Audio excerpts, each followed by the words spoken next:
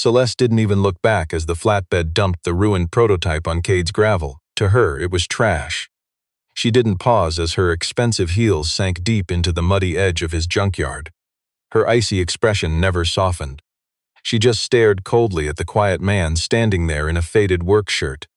His knuckles were stained with grease, and a quiet little girl stood half-hidden right behind him. They both watched her with eyes that missed absolutely nothing. She reached into her expensive coat and pulled out the key fob. Then she dropped it into the wet mud without a single word. "Keep it if you want," she muttered coldly. Her voice carried the deep chill of someone who decided this ruined machine and this man were completely beneath her notice, no longer worth a dime of her attention. Cade didn't argue. He didn't ask her for any explanation. He just stood still until her black SUV backed out onto the main road and vanished completely behind the tall pine trees at the edge of his land. Then he quietly bent down and rescued the key from the thick mud. Exactly 2 weeks later, the entire town of Crestfall, Texas, stood in absolute silence as his old rusty iron gates swung open and a sleek, black, impossible machine rolled out under the warm copper light of a late October afternoon. Stick with me to the end, because the scrap she threw away was about to cost that proud CEO everything she owned. The tiny town of Crestfall sat hidden on the edge of a county most maps ignored. It was the kind of place where the gas station was also the post office, and the tallest structure in town was the grain elevator that had been repainted only twice over the last 40 years without ever truly losing the faded orange ghost of its original rust. Cade grew up in a house right next to the auto salvage yard his father ran for 30 years. When his father passed away and left him the family home, the yard, and an old truck with a cracked engine block, Cade stood in that driveway for hours before realizing this was enough to build a quiet life around, even if it looked completely different from the grand future he once imagined for himself. He was 39 now, keeping his hair cropped short because it was just practical. He drove his daughter Piper to school every single morning at 7:15, making sure she had a warm breakfast before she stepped out of his truck. Then he would return to the yard, working through the long day in a deep silence that the local townspeople had long since stopped trying to figure out. His neighbors figured Cade was just a simple, quiet man who kept to himself. He repaired other people's broken junk and found a peaceful life doing exactly that. But they were completely wrong about him. It just took a wrecked supercar and the arrogant woman who dumped it to prove it. 8-year-old Piper had her mother's habit of sitting completely still and observing the world. It was a silence some adults found unsettling. But Cade knew it was just her sharp, quiet intelligence, waiting for the perfect moment to say something truly brilliant. Under her bed, she kept a secret sketchbook filled with car drawings. Not childish doodles, but complex vehicles designed with real, precise automotive geometry.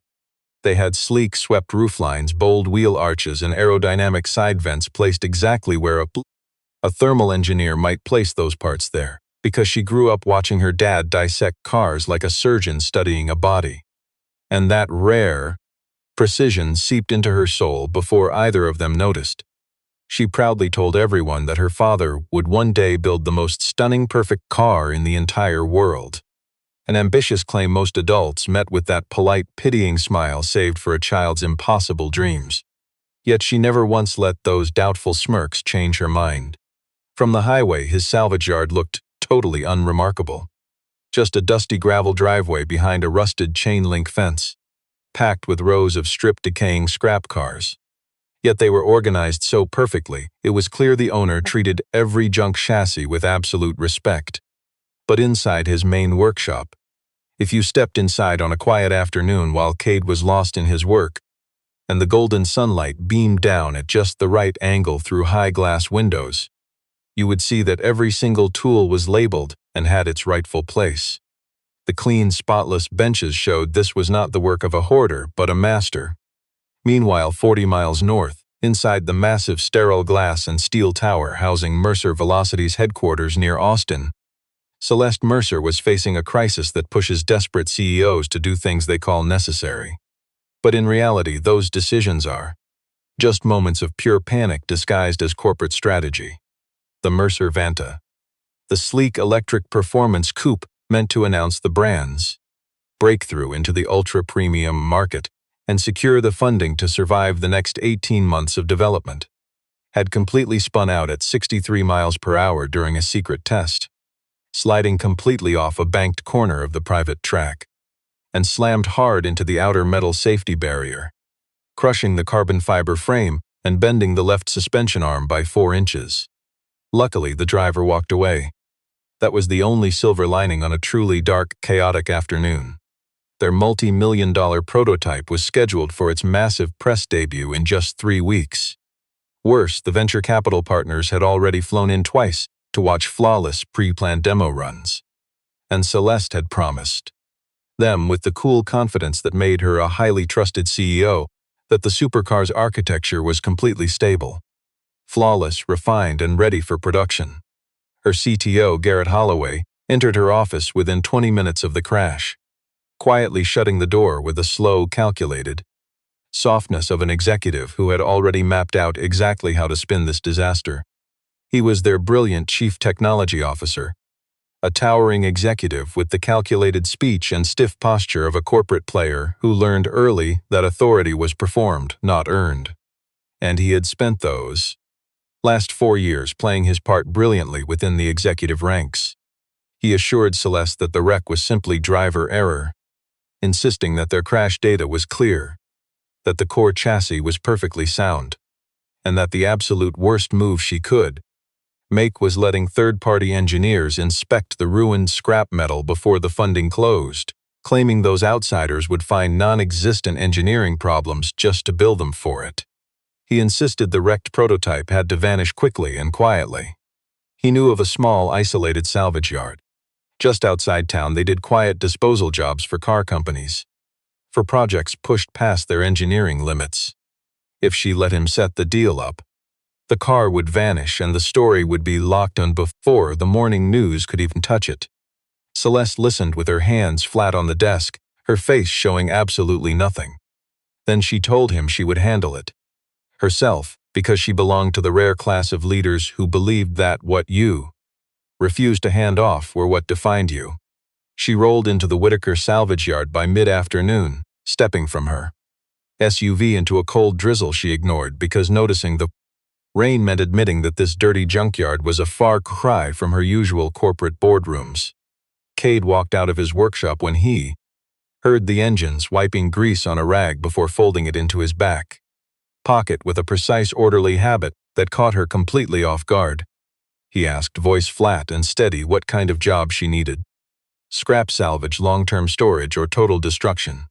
Celeste recognized a surprising level of expertise in those options, proving this mechanic had spent his entire life understanding the secrets of complex machinery, a detail which she noted and quickly pushed aside. It did not matter to her current business. Her PR director, Delaney Brooks, stood by the car looking around the salvage yard with open, obvious disgust, clearly showing that she found this whole setup way below the standards of real corporate business.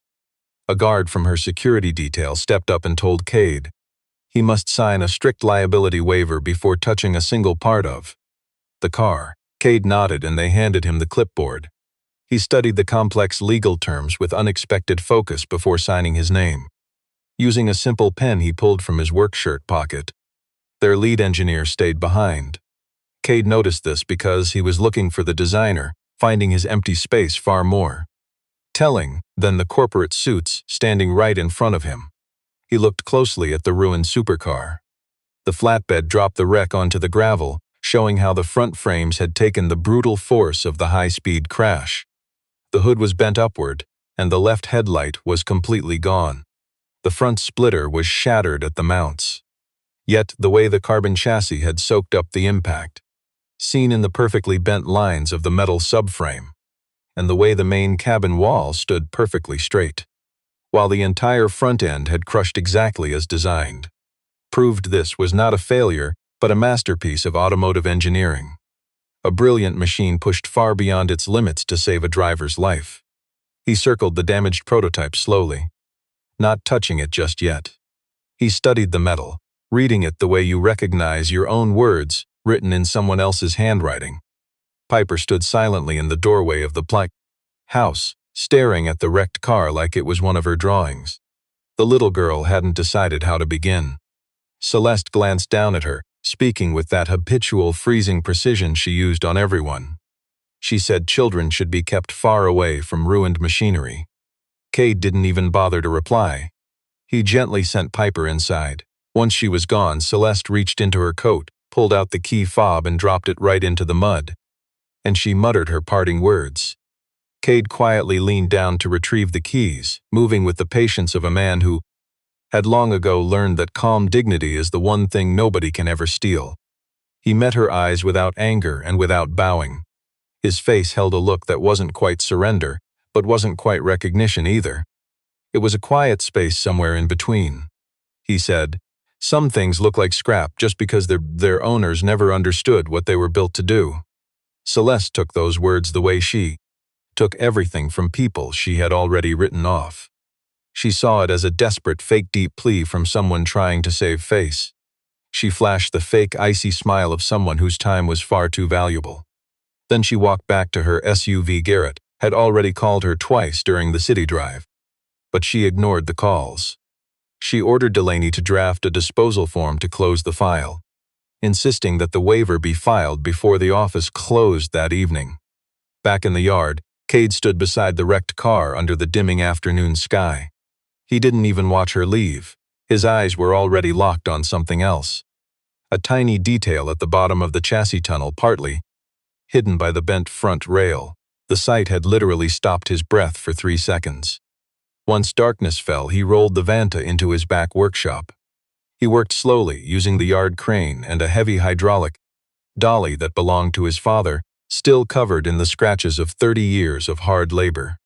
Piper perched quietly on a stool at the far end of the garage, her schoolwork spread out across a dusty wooden workbench.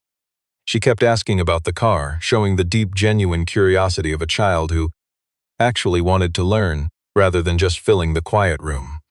Cade explained that the car was once brilliant, but later changes had completely ruined it. Piper pondered that for a moment, then looked up and spoke. "That is like erasing the best parts of a drawing just because someone said they were too complicated."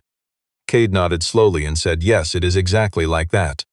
He started inspecting the damage using a small work light and a fiber optic camera. He examined every inch of the undercarriage with the painstaking, slow patience of a man who already knows the secret and is just proving his theory. What he uncovered over the long hours of that first night confirmed what those external metal dents had quietly hinted at. The entire rear chassis from the firewall back was completely undamaged. It was not just salvageable, it was flawless. She saw scrap metal, but he saw a design masterpiece. It had an over-engineered durability she overlooked, but he recognized as pure obsession. It spoke of creative passion, not a contract. He spotted the hidden engraving at 11:30, deep under the frame. He removed the lower diffuser, aiming a low light to scan the metal. Read the secret identification code stamped on the rail. A tiny mark 8 millimeters tall pressed forever into the cold steel. The signature a proud designer stamps onto their secret masterpiece. Not to protect his rights, but out of creative pride. A refusal to let his revolutionary creation disappear into the world without leaving any trace of the man who created it. It read Whittaker Dynamic Spine Prototype Layer 03. Setting the flashlight on the concrete floor, he sat in its yellow beam, staring at his saved secret for a very long time. If Piper were awake, watching him work on this worthless scrap, she would have seen a look on her father's face she had never seen before. Not victory, not rage, but the look of someone getting back a precious secret they believed had been lost to the world forever. This secret tech was actually his concept, his geometry. The complex code that let the frame adjust its stiffness instantly, reacting to every bump on the road. He spent 14 months building this system in a small facility north of Dallas, working on a joint project that would soon become the core foundation of Mercer Velocity's entire lineup. He had created it, and then Garrett Holloway stole it. The bitter memories did not flood back all at once, but through the physical ache of old labor, felt in his hands before his mind. Remembering the exact engineering breakthroughs he made during those freezing early mornings, and hearing the distinct hum of a testing machine running at full speed. He was only 31 when he first drew the blueprint for a chassis that could adapt instantly at each wheel, sensing the exact moment the road turned slick and dangerous, wet, shifting its balance in less time than it took a professional driver to even notice a change in the wheel. He was 32 when his first prototype completed a high-speed run on a wet slalom course, handling the curves perfectly without a single correction from the driver. The driver stepped out of the vehicle and just stared at Cade in silence, speaking for a moment, then admitting he had tested 37 high-end cars. But that was the first time a machine actually felt like it was thinking. He was 33 when Garrett Holloway arrived with a licensing deal and a strict timeline with contract terms that Cade's lawyer, who was a friend and not a legal expert, assured him were standard for the automotive industry.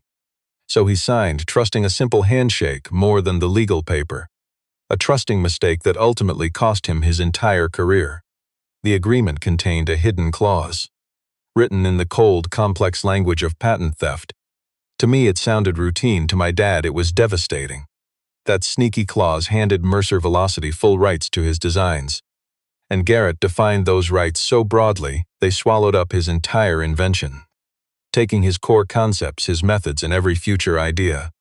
But when my dad refused to remove the crucial safety layer of his algorithm just to save them money, Garrett used a shady clause to instantly cancel his consulting contract. They claimed he underperformed. Then they filed false records, claiming my dad's original prototype was completely unstable, and lied that their own team had to redesign it from scratch. They even erased his name from every single engineering document. On the fifth morning, my dad finally called Lawson Drake. He stood out in our yard, holding a cold cup of coffee while he stared at his phone, debating whether to call at all. Lawson was the only other engineer there when my dad's machine first ran perfectly. He had quit the industry 3 years after they forced my dad out. Now he ran a small fabrication shop in New Mexico, building heavy-duty suspension parts for desert racing teams. He spent those quiet years trying to figure out what a normal, peaceful life actually felt like. After years of pushing the absolute physical boundaries of high-speed engineering, he answered on the fourth ring with the voice of a man who had been expecting this call for years, hoping, without any real hope, that it would never come. My dad told him about the wrecked car and the hidden inscription. He explained what he found in the stability software and how it caused the fatal crash. Silence stretched over the line before Lawson finally spoke, sighing heavily. He sounded like a man who had been carrying a dark secret for far too long. I kept copies of everything, Cade. I kept them because I was afraid of exactly this. He promised to send the files and come visit our yard as soon as he could. He even apologized for staying silent and hiding in the background for so long. But my dad told him there was nothing to regret. Speaking out always has a price, especially when you have a business and a family depending on you. My dad understood exactly what keeping quiet could cost a man. But stick with me, because my dad realized Garrett did more than just steal his work.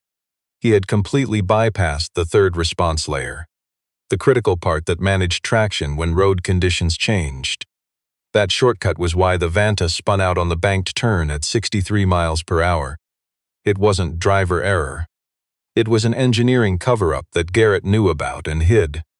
After that call, his work changed. It became intensely focused, deliberate, and deadly serious.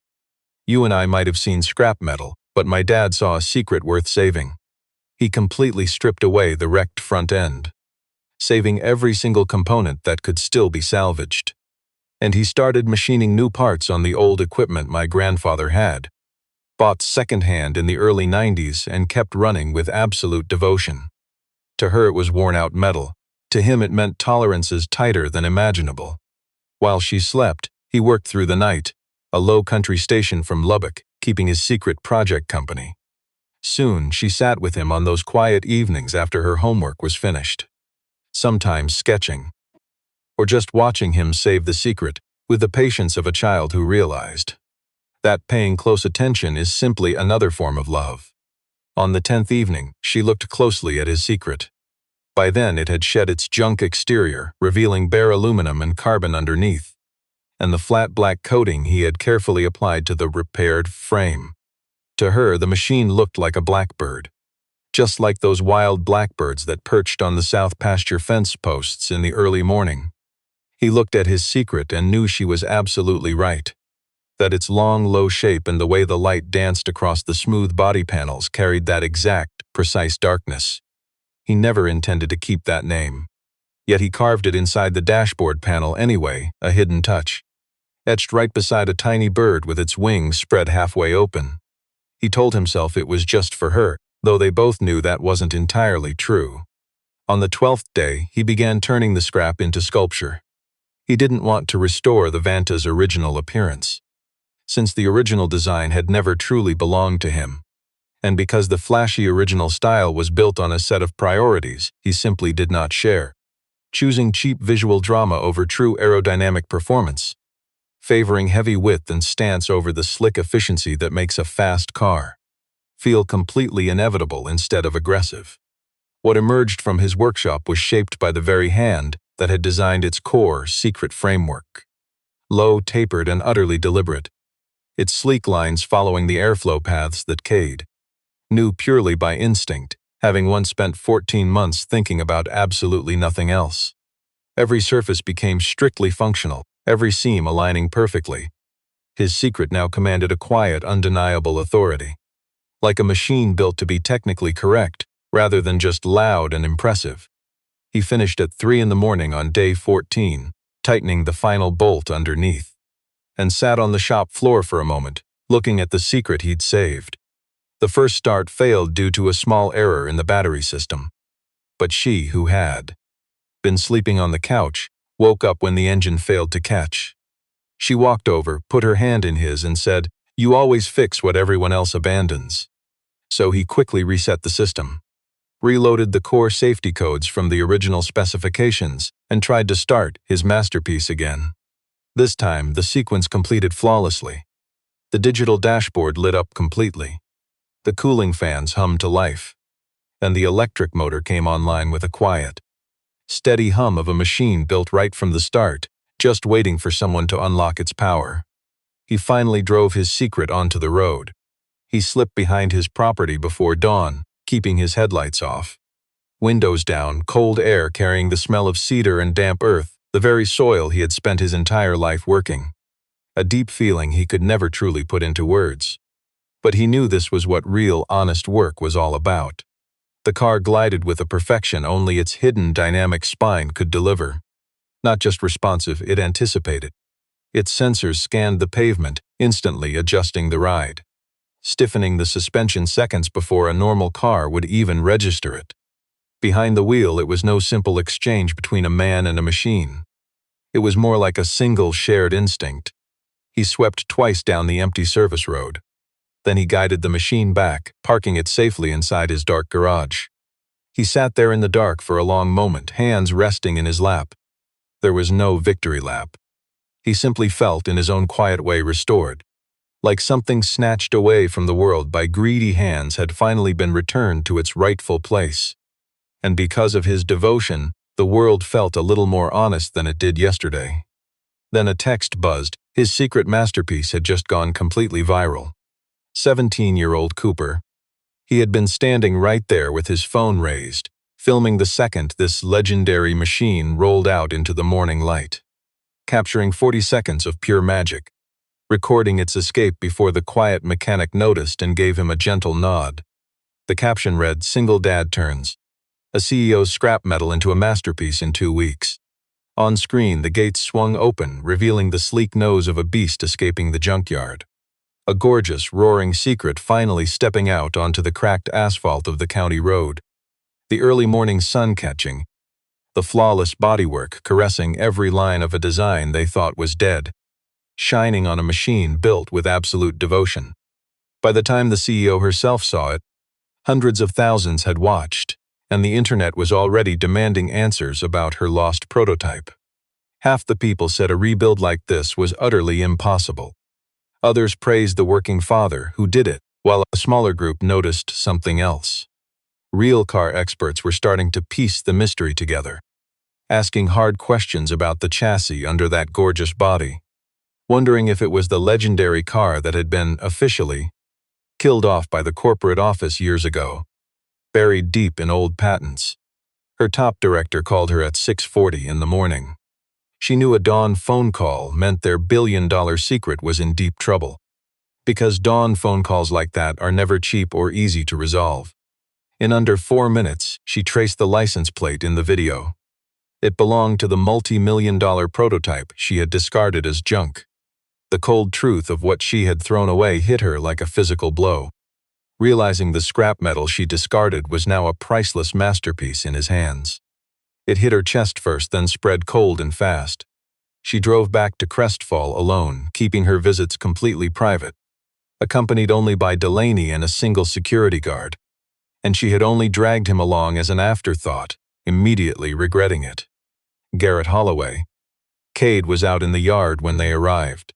He rubbed a cloth over the hood, treating the supposed scrap metal like the precious secret he saved.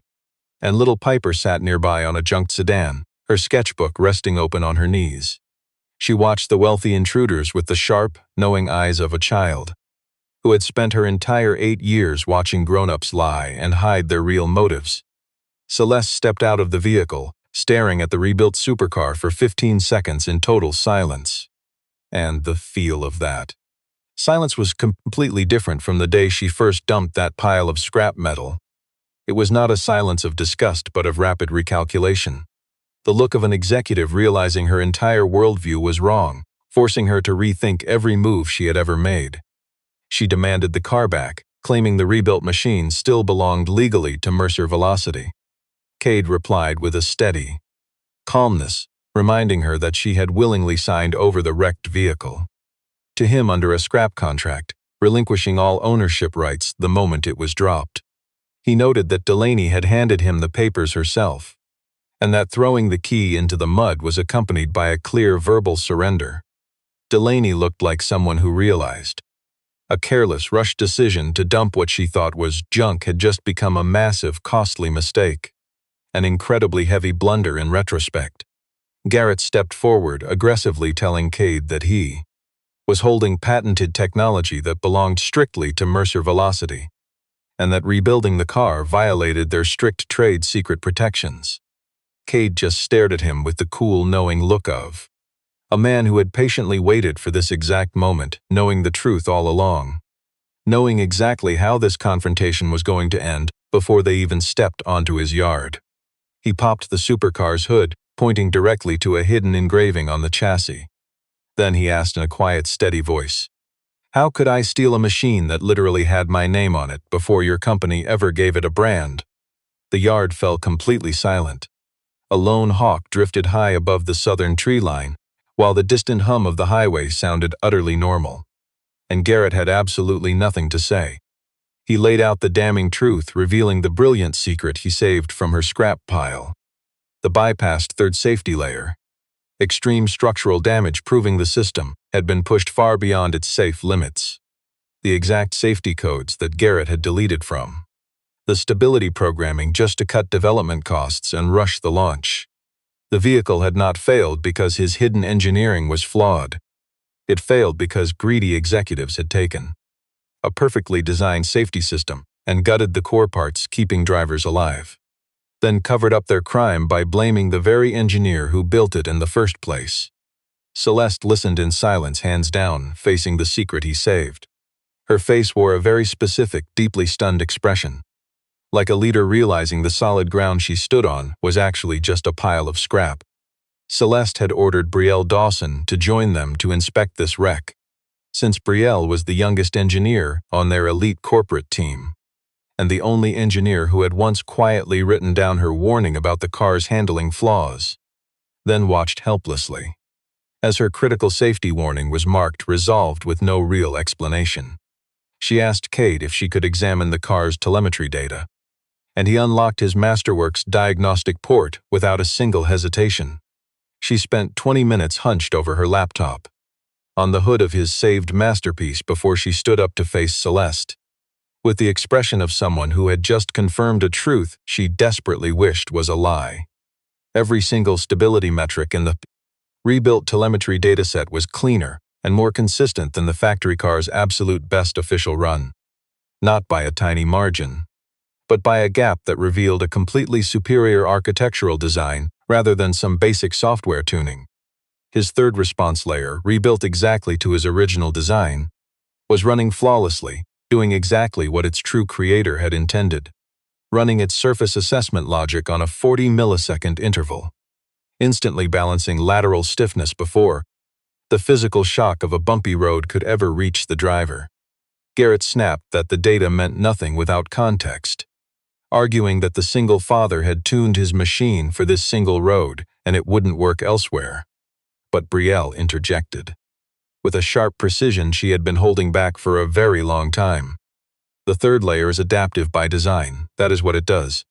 If it only worked on one road, it wouldn't be the third layer. It would just be a basic fixed compliance map. The salvage yard fell silent and Garrett could not find a reply, and Celeste stared at her executive with the cold look of someone conducting a swift final audit of her trust. Later that afternoon, Lawson Drake arrived with a heavy box he had kept hidden under his office floorboards for 6 long years. Which was, he admitted, a paranoid precaution you try to convince yourself is totally useless, but keep because a deep part of you knows better. Inside were the single father's printed engineering notebooks, and a hard drive containing timestamp development files, and prototype test reports bearing the single dad's signature on every page, and incriminating emails from Garrett written 18 months before the dynamic spine was ever added to their corporate car, where Garrett had begged Cade to document his secret response logic in a very specific corporate format that, Lawson explained, was the precise format used to secretly transfer intellectual property at Mercer velocity. Lawson had dismissed those emails as simple corporate business back then. He only understood their true meaning years later, once Cade was kicked out and Garrett falsely claimed the saved secret as his own. He set the heavy evidence box on the supercar's black trunk and faced Garrett, apologizing quietly that he hadn't spoken up about the secret much sooner, explaining that fear, not pride, had kept the protective father silent. A crucial truth that mattered deeply, even if it changed nothing now. Celeste studied the secret blueprints for a long time, standing in the fading sunset, holding his masterpiece open across her arm. This heavy quiet was entirely different from her usual corporate coldness, any arrogant silence she had ever brought to his scrapyard. The silence of an elite executive dismantling the comfortable, fake world she lived in, admitting at huge personal cost that her elite life was structurally false. She returned to his yard completely alone, leaving behind her corrupt manager, her bodyguards, and all her corporate shield, shedding the cold, dismissive aura she usually wore like a protective suit, riding in Delaney's modest vehicle instead of her flashy high-end supercar. She stood on the wooden porch of his small home by the scrap heaps, knocking like someone stripped of all her executive pride, with absolutely no idea what words could possibly save her, but knowing she could no longer hide behind her comfortable silence. Cade opened the door, a simple father holding a towel. Behind him, Celeste could see little Piper sitting in the kitchen light, surrounded by school papers, the heart of the home she had misjudged. The quiet, beautiful scene of drying dishes hit the billionaire CEO hard. A quiet radio humming in the back and the innocent child looking up with curious, trusting eyes, striking Celeste's cold heart in a way her money could never prepare for. She whispered, "I came to apologize. No deals, no corporate games, just a real honest apology." The single dad hesitated, then opened the door wider and invited the fallen CEO to sit. She quietly admitted she didn't deserve his warmth, but she sat anyway. They sat on the rustic steps together, while Delaney waited in the driveway. The peaceful country night settled quietly over his humble yard, rustling the old trees and carrying the wild sounds of the dark pastures beyond his fence. She confessed she had trusted her lying manager because it was easy and convenient, an elite excuse she refused to use to shield herself from blame. She admitted she had looked at his dusty yard and his grease-stained work shirt, instantly dismissing him as a worthless nobody, blinded by her own pride to the engineering genius right here, a bias she was now deeply ashamed of. He listened in calm silence, neither offering cheap peace nor closing the door. It was, she realized, the most honorable response, earned through years of protecting his family and his secret. She promised to expose the entire truth directly to the Mercer Velocity Board. He asked what she expected from those corporate elites. She admitted she expected her most brutal fight yet, confronting her own power-hungry uncle, the ruthless von Mercer, the greedy board member who had spent 2 years plotting her ultimate professional downfall, just to hijack her role and steal back control of the automotive empire. She would weaponize this disclosure, and she fully intended to. She would do it anyway, refusing to be the kind of corporate leader choosing a comfortable lie over a costly truth. She had built this company for too long to let it stand on such a rotten foundation. Cade told her that if she was serious, 3 core truths had to be made public. First, that the dynamic spine was entirely his original creation. Second, that Garrett had removed the crucial 3rd layer, violating his own safety protocols. And finally, that every pre-production Vanta unit required a total reassessment before shipping. Delaney, who had quietly stepped closer to the porch during their talk, noted quietly that the review would delay launch by 8 to 12 months. She added that their financial partners would have to be notified, and their stock price was bound to drop. Cade said, "The machine I rescued from this scrapyard and fully restored. That car works, the scrap she brought me does not. That is the simple truth, open to anyone who actually looks." Celeste nodded. Rising to leave, she hesitated, turning back to say she had to ask him one more thing. She asked what he truly wanted for himself, off the official record. What was his real goal in all of this? Cade looked inside, watching where his daughter slept soundly over her sketches, her head resting on her arm. Her sketchbook laid open to a drawing of a sleek black car with a soaring bird on its hood, and he replied, "I just want her to know her father's name stands for something real." The board meeting gathered at Mercer Velocity headquarters on Tuesday morning, and his saved masterpiece sat in the lobby as the board arrived, not roped off or set on a pedestal, but simply sat on the polished concrete floor next to the desk, placed like a silent piece of evidence, left unadorned, waiting to be inspected, demanding nothing except to be viewed with honesty. The sleek Mercer Vanta prototype wore its pre-production livery. Nearby were the glossy performance specs prepared for the big investor preview. The side-by-side contrast was stark and required no explanation. Von Mercer was the second director to arrive. He froze at the sight of both cars, instantly understanding the trap. He glared at his niece with a look that tried desperately to display cold contempt but ended in pure fear. He had spent the last 72 hours working with Garrett to spin a lie that Cade was just a bitter ex-contractor, trying to weaponize public sympathy over a failed patent dispute. That corporate spin had sounded convincing when they cooked it up in secret. But standing here, looking at his masterpiece, the deception felt utterly cheap and fragile. It demanded that people actively choose to ignore the truth standing right before them. Celeste laid out the facts plainly. Brielle brought up the telemetry, his saved masterpiece's performance versus their best Vanta run. He walked the board through the cold numbers, proving how his hidden system actually saved lives on wet roads.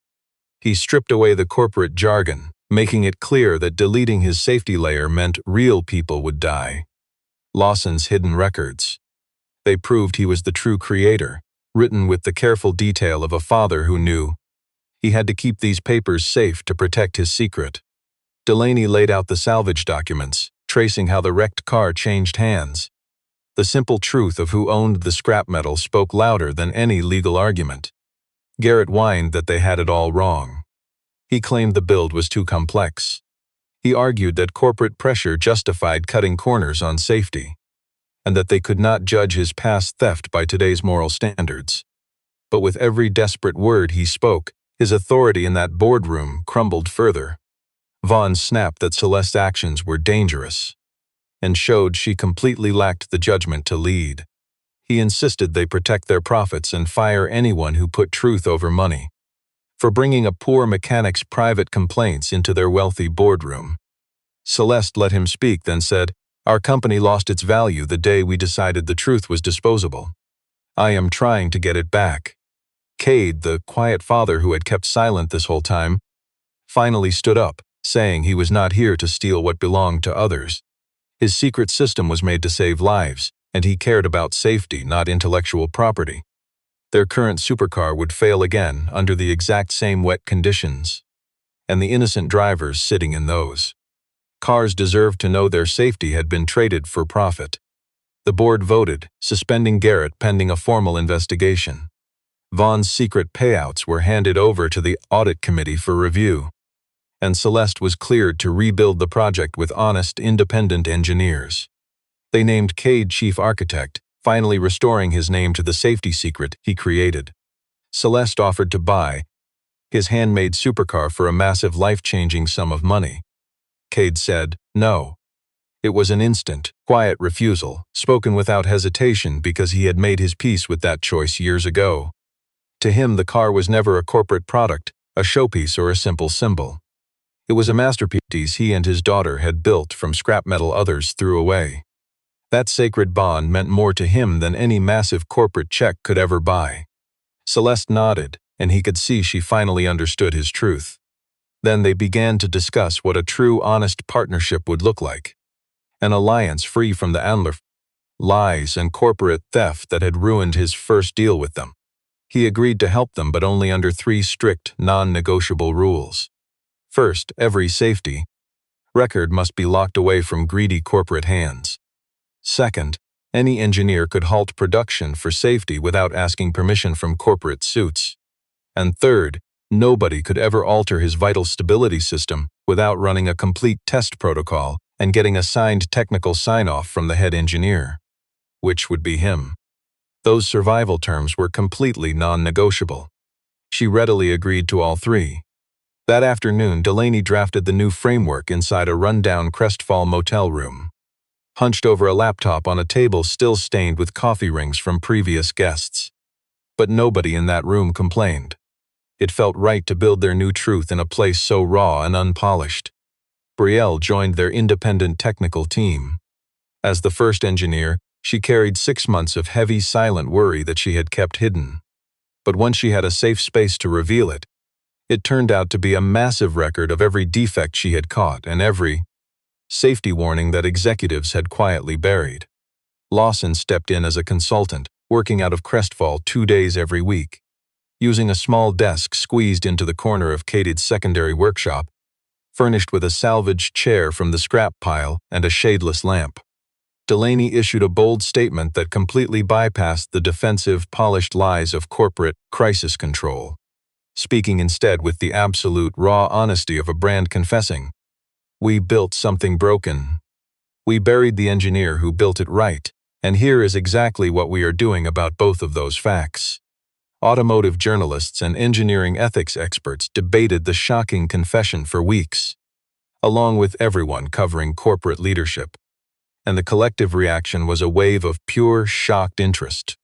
It was the rare shock people feel when a broken machine actually behaves the way it was designed to, which means with raw honesty. Cade read the news once, pocketed his phone, and walked back out to the yard, where a 1991 Japanese sports coupe waited with a damaged frame needing his inspection, ready for his final call on whether it was worth saving. In the spring, the Mercer Velocity relaunch kicked off at the testing tracks north of Austin, right where the original dynamic spine had been proven on wet asphalt 10 years ago. Celeste had personally chosen this symbolic track herself. She never explained her reasoning to the marketing team, because some deep truths communicate themselves clearly enough without any corporate spin. She walked out onto the stage before 400 people, reporters, major investors, and engineers, and a small crowd from Crestfall, including young Cooper and his parents, along with the local couple from the gas station post office, and those neighbors who had gathered outside the salvage yard 2 weeks after the CEO showed up, and watched in disbelief as a saved masterpiece rolled out of the dust. She stood there and admitted that the company had failed, and that their failure had nothing to do with engineering. Instead, they had treated a vital truth like a piece of ugly junk to be hidden, rather than the foundation they should have honored.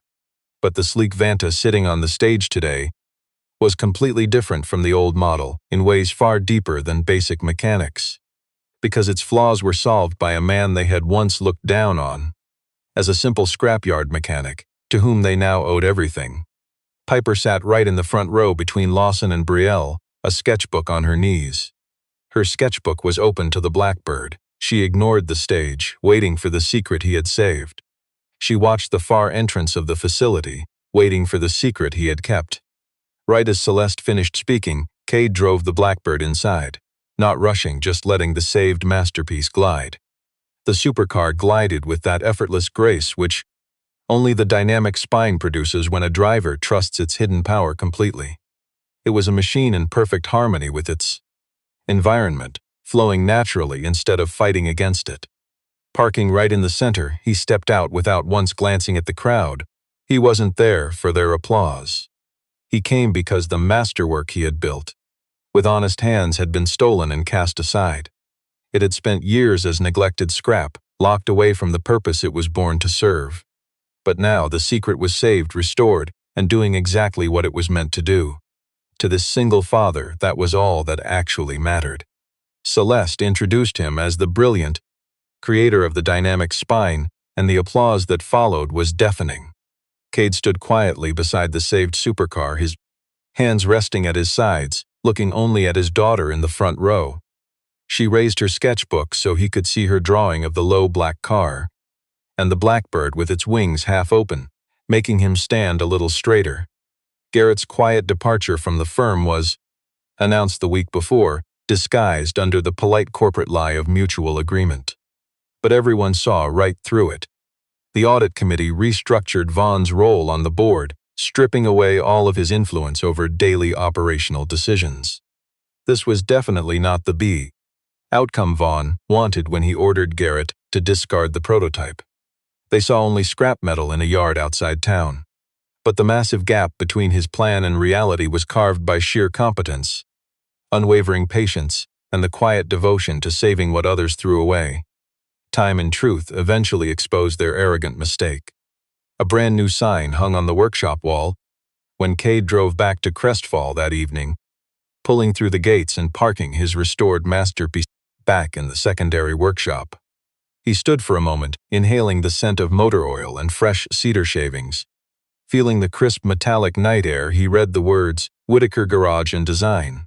The sign used the exact same block letters his father painted years ago.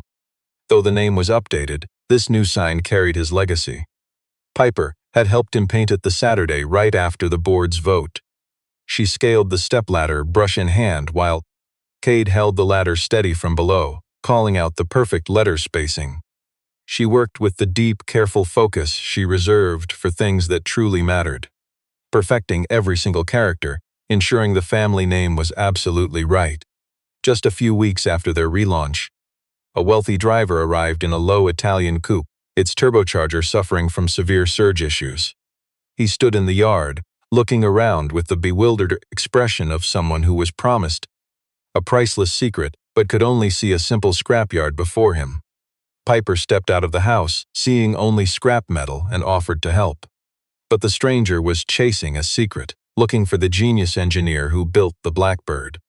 He believed this humble address was home to the state's absolute master of high-performance chassis dynamics. Piper stared at his wrecked supercar, seeing only scrap metal, then looked at the man and spoke. "We don't see junk here. We see the secrets others haven't figured out yet." She led him inside to her father, past the secret Blackbird resting quietly in the dusty corner of the workshop, under the amber light, and through the gate that had swung open one quiet October afternoon and let a hidden secret roll out triumphantly into the warm light.